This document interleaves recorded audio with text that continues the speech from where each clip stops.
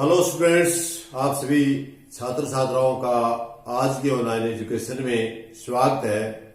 और प्रिय छात्रों, आप कर रहे हैं 12वीं कक्षा की मैक्रो इकोनॉमिक्स का लेसन नंबर 6 और आज हम इसमें कर रहे हैं पार्ट नंबर 3।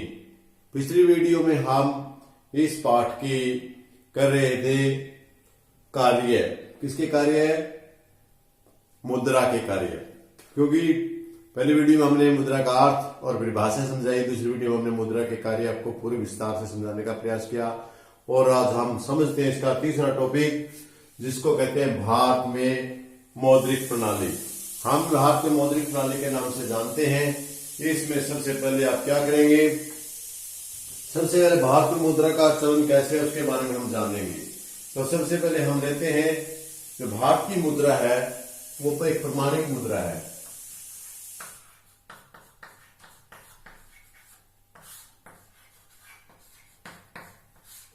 भारत की मुद्रा कौन सी है? प्रमाणिक मुद्रा की धारणा है। इसको क्या बोलते हैं? भारतीय मौद्रिक की प्रमाणिक मुद्रा। इसको हम किस कागजी मुद्रा मान, इसको हम किस नाम से बोलते हैं? कागजी मुद्रा मान, इस नाम से भी बोल देते हैं। और उसके साथ साथ हम इसको प्रतिबंधित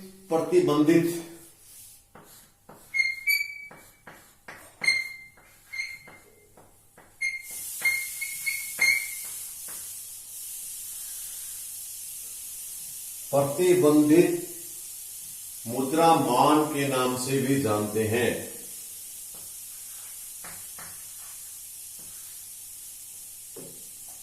तो इसके दो नाम होंगे। नंबर एक आपका है कागजी मुद्रामान और दूसरा है प्रतिबंधित मुद्रामान। मुद्रामान रह गया बीच में।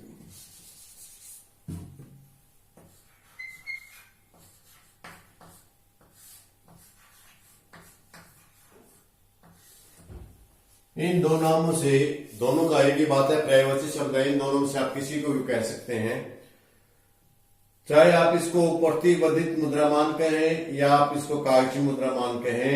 मैनेज्ड करेंसी स्टैंडर्ड कहा जाता है। क्यों कहा जाता है? इसको हम कागजी करेंसी के बाद प्रमाणिक मुद्रा के रूप में प्रयोग करते हैं। इसको क्यों कहते हैं?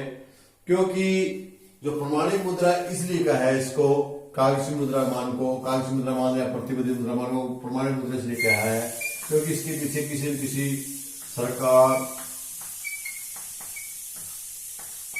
अधिकारी के आदेश होते हैं कि सरकार या मौद्रिक अधिकारी के आदेश द्वारा अर्थव्यवस्था में प्रचालन होता है। जो हम कागज चलाते हैं ये नहीं है कि कोई भी मनुष्य कागजों में नोट छापेगा और चला देगा, लेकिन उसमें क्या होगा कि या तो सरकार या जो अधिकारी और मौद्रिक अधिकारी जो अधिकारी है ये मुद्रा संबंधित कार्य करते हैं, उनके संज्ञान में, उनके अध्ययन में, उनके नेतृत्व में, उनके आदेश के द्वारा अर्थव्यवस्था में प्रचलन होता है। जो मौद्रिक अधिकारी होते हैं, सरकार होती है, इनके आदेश पर परिचालन में होती है। जो मुद्रा होगी उसके ऊपर परिचालन में होगी। भारतीय मुद्रा आपने देखा होगा बच्चों, चाहे वो 10 रुपए का नोट है, चाहे 100 रुपए का नोट है, उस नोट के ऊपर आप ध्यान से देखना, उस पर लिखा होता है कि मैं धारक को 10 रुपए नोट पर लिखा, मैं धारक को 10 रुपए अदा करने का वचन देता हूं, और नीचे गवर्नर के साइन होते हैं। इसी प्रकार आप देखेंगे कि 100 रुपए या 500 रुपए के नोट पर भी देखेंगे कि मैं 500 रुपए का नोट 500 के नोट पर मिलेगा कि मैं धारक को 500 रुपए, धारक का मतलब जो इस नोट को ले रहा है उसको 500 रुपए अदा करने का वचन देता हूं। इसी प्रकार आप 100 के नोट पे देखेंगे। तो कहने का मेरा भाव यह है कि उसके ऊपर हमारे गवर्नर के, जो देश का हमारा गवर्नर है हमारा देश का, उसके सारे उसके ऊपर साइन होते हैं और उसके द्वारा सरकार अपने दायित्व लेती है कि इसके बदले में ये चीज आपको दी जाएगी या 500 रुपए की वैल्यू है। तब उस कागज का मान है मुद्रा। इस कागज का मान मुद्रा है या प्रतिबंधित मुद्रा है, इसीलिए इसको प्रमाणिक कहा गया है। प्रमाणिक क्यों कहा गया? क्योंकि अधिकारी के साइन होने पर, अधिकारी के सिग्नेचर होने पर होता है। कागजी पत्र मुद्रा में दो प्रकार की फिर जो हमारी ये मुद्रा है, भारतीय मुद्रा है, भारतीय मुद्रा दो प्रकार की है।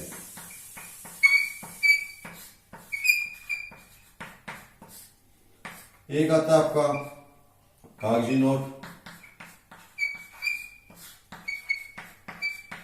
और प्लस में सिक्के। ये बात सीखने की समझने वाली बात है कि भारत में जो कागजी पत्थर के साथ साथ धात्विक सिक्के भी चलन में होते हैं।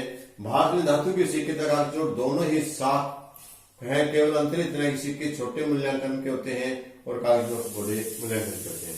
ये भी साख मुद्रा है, सिक्के भी साख मुद्रा है और नोट भी साख मुद्रा है। इनमें फर्क क्या होता है कि ये छोटे पेमेंट करने के लिए होते हैं, ये बड़ी पेमेंट के लिए होते हैं।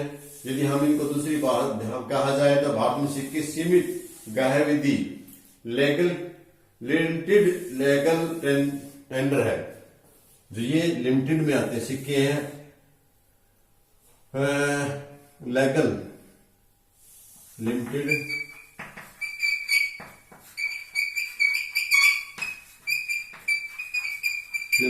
टेंडर में आते हैं। और ये कागजी है अनलिमिटेड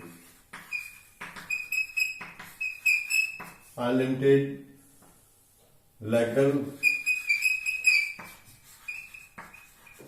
टेंडर में के लिए। कागजी नोट है, उनमें हम कितनी भी मुद्रा का भुगतान करने से असीमित मात्रा में मुद्रा का कागजी नोटों के रूप में भुगतान किया जा सकता है, जबकि सिक्कों का भुगतान करने के लिए हमें कुछ सीमित मात्रा तक इनका प्रयोग किया जा सकता है। इसलिए भारत में सिक्के हमें सीमित विधि गाय विधि है, जिसको लिमिटेड लीगल टेंडर कहते हैं। और जो भारत में कागज नोट हमें असीमित विधि गाय है। असीमित विधि गाय क्यों कहते हैं? क्योंकि ये अनलिमिटेड है, कितने भी मुद्रा का इसमें प्रयोग किया जाए। अर्थात कहने का मतलब ये कि भुगतानों का निपटारा करने के लिए सिक्कों का प्रयोग केवल एक सीमा तक किया जा सकता है, जबकि कागजी नोटों के रूप में भुगतानों का निपटारा करने के लिए उनका प्रयोग असीमित मात्रा में किया जाता है। चाहे करोड़ रुपए हो, चाहे अरब रुपए हो, चाहे 500 कितने भी हो, असीमित मात्रा तक भुगतान किया जाता है। लेकिन सिक्के कुछ सीमित मात्रा तक ही प्रयोग में लाए जा सकते हैं। ये थी हमारी एक और इसमें बात ध्यान रखने वाली बात यह है कि जो हमारे कागजी नोट है ये आरबीआई छापता है, इनको आरबीआई की मार्गदर्शन में ये नोट छापे जाते हैं कागजी नोट, जबकि सिक्के और 1 रुपए का नोट वित्त मंत्रालय भारत सरकार छापती है। फिर ध्यान देने वाली बात है, मैं आपको बता दूंगी क्योंकि अक्सर आपके ऑप्शन टाइप प्रश्न में पूछा जाता है, तो इस प्रश्न को आप ध्यान से करें। कागजी नोट यदि पूछा जाए कि कागजी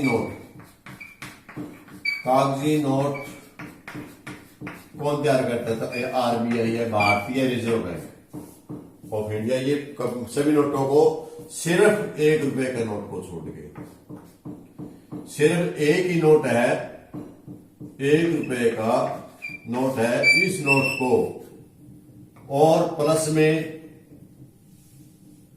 1 रुपए का नोट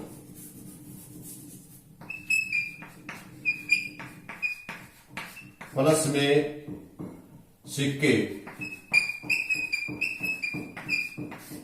ये सारे वित्त मंत्रालय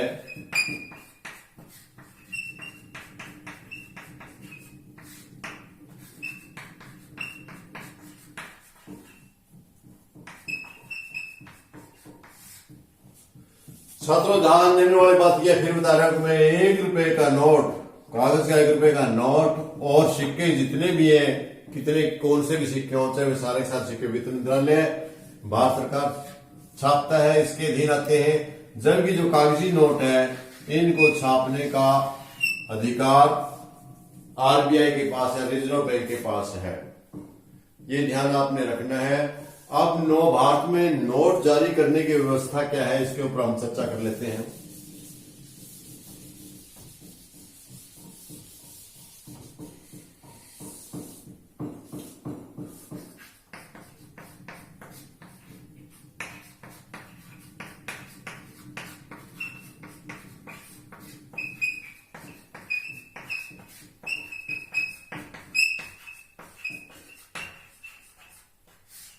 भारत में नोट जारी करने की व्यवस्था क्या है?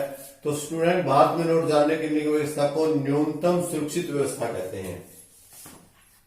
न्यूनतम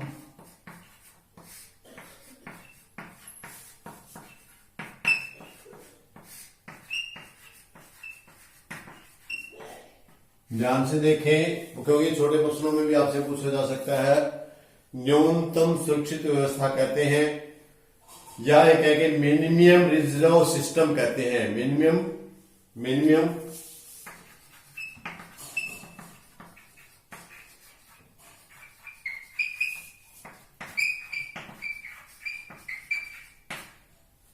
रिजर्व सिस्टम के नाम से भी इसको हम SYSTEM रिजर्व सिस्टम के नाम से हम इसको जानते हैं। समस्त जारी की गई करेंसी के पीछे न्यूनतम सोना एवं विदेशी मुद्रा सुरक्षित कोष में रखी जाती है। क्या रखी जाती है? ये न्यूनतम सुरक्षा का मतलब क्या है कि कम से कम राशि होती है कोष में। जो राजकीय कोष होता है, राजकीय कोष में लगभग 115 करोड़ का सोना प्लस में 85 करोड़ की विदेशी करेंसी।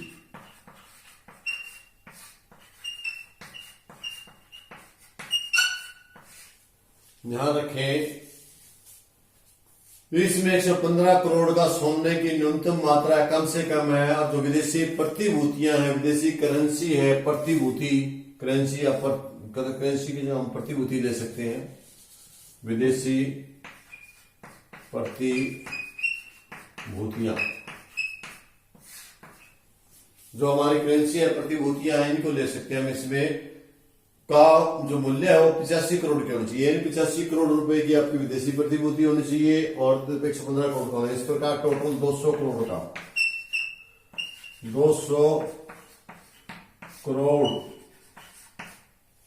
200 करोड़ की न्यूनतम राशि सुरक्षित व्यवस्था के रूप में सरकार के पास होनी चाहिए। दूसरा, लोगों के पास जितनी भी मुद्रा होती है वह सब साख मुद्रा होती है। इसे जारी करने वाली संस्था, अधिकरण या जिसको अधिकार है वो हमारी भारतीय RBI इस मुद्रा को सोने या चांदी में परिवर्तित नहीं कर सकती। ध्यान रहे कि यदि या जितनी भी हमारी जो मुद्रा चल रही है वो साख मुद्रा है। भारत में कौन सी है? साख मुद्रा। और साख मुद्रा है, ये साख के ऊपर चल रही है। जितने लोगों के पास पैसा है, यदि उस रुपए के बदले में, जितने लोगों में रुपए फैले हुए, उन रुपए के बदले में यदि एक ही समय में सारे लोग उसको सोने में कन्वर्ट करना चाहें तो सोने में परिवर्तित नहीं हो सकती। सरकार इसको सोने में परिवर्तित नहीं कर सकती, इसलिए इसको हम अपरिवर्तित भी कहते हैं। सुरक्षित सोना केवल कागजी मुद्रा का आधार है या कागजी नोटों को सोने में परिवर्तित करने का भंडार नहीं है। भारत में पाए जाने वाली मुद्रा केवल एक साख मुद्रा है। भारत में करेंसी है वह अपरिवर्तनीय है। अपरिवर्तनीय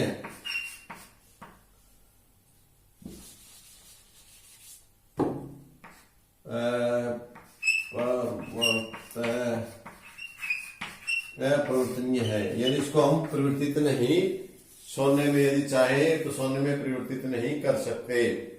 अब इसके साथ एक इसका छोटा सा टॉपिक और रहता है वो हम कर लेते हैं। भारत में मुद्रा की पूर्ति की धारणा।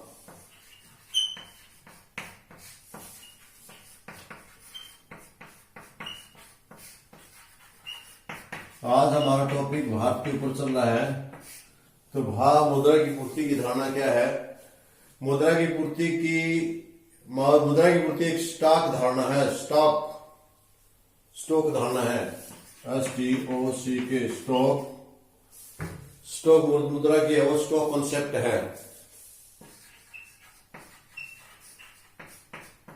इसको हम मुद्रा की पूर्ति की धारणा स्टॉक कॉन्सेप्ट कहते हैं। इससे का मतलब यह है कि किसी एक निश्चित बिंदु पर, यानी समय के किसी एक निश्चित बिंदु पर, किसी एक समय पर किसी एक डेट में या एक बिंदु पर देश के लोगों के पास जो कुल मुद्रा है उसके स्टॉक से है।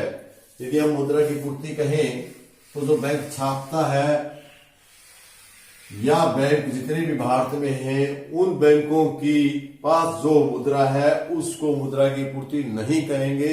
मुद्रा की पूर्ति स्टॉक कॉन्सेप्ट है। इसका मतलब ये कि जितने लोग भारत में हैं मुद्रा लोगों के पास मांग जमाए लोगों की है, लोगों के पास पैसा है, उनके आपके पास है या उनका पैसा बैंक में है। जो लोगों के पास पैसा है, लोगों के पास जो लोगों के भी पास पैसा है उसी को ही मुद्रा की पूर्ति कहेंगे। ये बात थोड़ी सी आपको ध्यान रखने वाली है। मुद्रा की पूर्ति न तो सरकार के पास मुद्रा के स्टॉक है और न ही देश के समस्त बैंकों के पास मुद्रा के स्टॉक को सम्मिलित किया जाता है। देश की सरकार तथा समस्त बैंकिंग व्यवस्था वास्तव में मुद्रा की आपूर्ति करने वाले होते हैं, अतः इनके पास मुद्रा को लोगों की मुद्रा के स्टॉक का एक भाग नहीं माना जाता। जो बैंक हो, चाहे वो रिजर्व बैंक है, चाहे देश के अपने भारत के दूसरी बैंक है, उन बैंकों के पास जो पैसा है वो हम लोगों की मुद्रा को नहीं की पूर्ति नहीं कर सकते, क्योंकि वो तो सिर्फ पूर्ति करने वाले होते हैं। जो लोगों के पास पूर्ति है वो स्टॉक कॉन्सेप्ट है। जो लोगों के पास पैसा उसी को मानेंगे। जो लोगों के पास होता है न कि जो मुद्रा की आपूर्ति करने वालों के पास होता है। दूसरे शब्द में कहें तो मुद्रा की पूर्ति का जनता के पास मुद्रा स्टॉक से है, जो मुद्रा की मांग करते हैं। मुद्रा लोगों की मुद्रा, जो लोगों के पास मुद्रा है उससे। तो मेरे ख्याल में ये आपको अच्छे से समझ में आया होगा। और हम आज मेरे ख्याल में काफी आपके लिए इतना ही। और इसके साथ कल हम जो चौथी वीडियो करेंगे और उसमें करेंगे आपकी पूर्ति के माप। भारत से संबंधित मेरी बातें जो थी, इसमें संबंधित बातें वो आपको बताई। मेरे ख्याल में आपको अच्छी लगी होंगी, आपको समझ में भी आई होगी। छोटे छोटे क्वेश्चन इनसे संबंधित है, वे आपने याद रखने हैं और उनको सरल करने का प्रयास करना है। तो इसी प्रकार आप देखते रहिए, पढ़ते रहिए, बढ़ते रहिए, आगे और सफलता हासिल करते रहिए। आप सभी लोगों का वीडियो देखने के लिए बहुत बहुत धन्यवाद। यदि अच्छी लगी हो तो दूसरे को शेयर करें, सब्सक्राइब करें और लाइक करना ना भूलें। धन्यवाद। Thank you.